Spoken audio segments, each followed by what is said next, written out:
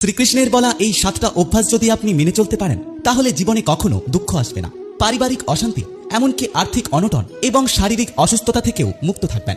কারণ এই অভ্যাসগুলো মানুষের মনকে এমনভাবে গড়ে তোলে যে সে যে কোনো পরিস্থিতিতে শান্ত এবং আনন্দিত থাকতে পারে।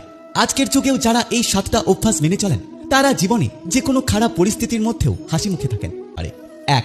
প্রতিদিন নিজের মনকে নিয়ন্ত্রণ করার অভ্যাস করুন।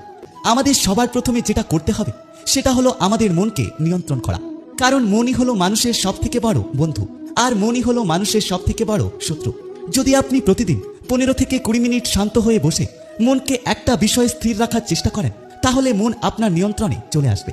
আর যদি আপনি আপনার মনকে নিয়ন্ত্রণ করতে পারেন তাহলে আপনি জীবনে সহজে দুঃখী হবেন না। 2. প্রতিদিন অন্যের উপকার করুন।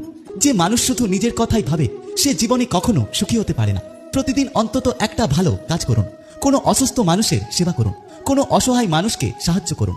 দেখবেন এতে আপনার মনে অনেক শান্তি আসবে এবং যখন আপনি অন্যের সুখের কারণ হবেন সৃষ্টিকর্তাও আপনার জীবনে সুখ এনে দেবে। 3. কৃতজ্ঞতা প্রকাশ করুন। যে মানুষ যা পেয়েছে যদি সে তার জন্য কৃতজ্ঞ না হয় তাহলে সে জীবনে কখনো সুখী হবে না। তাই প্রত্যেকদিন সকালে আর ঘুমাতে যাওয়ার আগে অবশ্যই ভগবানকে ধন্যবাদ দিন যে আপনার স্বাস্থ্য ঠিক আছে, আপনার পরিবার ঠিক আছে, আপনার কাছে খাওয়ার মতো যথেষ্ট জিনিস আছে। এই সব ছোট ছোট বিষয়ের জন্য যদি আপনি কৃতজ্ঞতা প্রকাশ করেন তাহলে আপনি জীবনে অনেক সন্তুষ্ট থাকবেন। 4.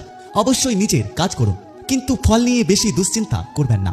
কর্মই হলো আমাদের অধিকার, কিন্তু তার ফলের ওপরে আমাদের কোনো অধিকার নেই। তাই কোনো কাজ করার আগে অযথা ভীতু না হয়ে নিজের কাজটা মন দিয়ে করুন, দেখবেন আপনি জীবনে সফল হবেন। 5. কোনো বিষয় নিয়ে অতিরিক্ত প্রত্যাশা করবেন না।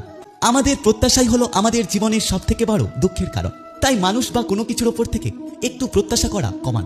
জীবনে যত কম প্রত্যাশা রাখবেন আপনি জীবনে ততই সুখী হবেন। 6. সবকিছু ভগবানের ওপর সমর্পণ করুন। সবকিছু ছেড়ে আমার শরণাপন্ন হও।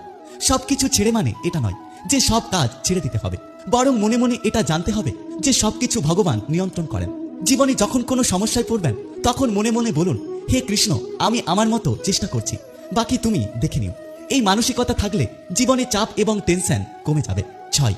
প্রতিনিয়ত আধ্যাত্মিক চর্চা করুন। আত্মার খাবার হলো আধ্যাত্মিক জ্ঞান। প্রতিদিন অবশ্যই গীতা পড়ুন, ভজন শুনুন এবং কৃষ্ণ নাম জপ করুন। এটা আপনার মনকে পবিত্র রাখবে এবং নেগেটিভ চিন্তা থেকে আপনাকে দূরে রাখবে। যারা নিয়মিত এই অভ্যাস রাখেন তাদের মন সবসময় শান্ত এবং আনন্দিত থাকে। এছাড়াও ভালো মানুষের সাথে থাকার চেষ্টা করুন। সৎ সঙ্গে স্বর্গে বাস এবং অসৎ সঙ্গে সর্বনাশ।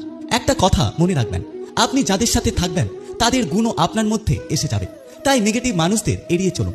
যারা সবসময় অভিযোগ করে, অন্যের নামে বদনাম করে, গুজব রটায়, এইসব মানুষদেরকে দূরে রাখুন এবং